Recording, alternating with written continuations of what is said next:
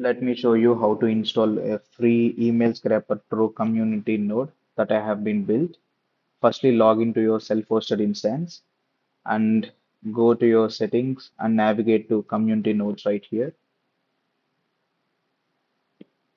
and click on install and check this checkbox and enter this n8n hyphen nodes hyphen email scraper pro. Okay.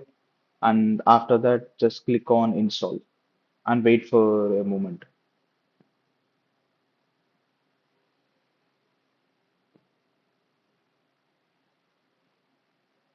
Okay, the package got installed.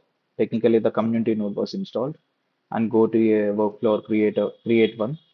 Just simply click on this plus button or click N on your keyboard and search for email scraper. Yeah, email scraper by wire. Just click on it and click on add to workflow, and that's it.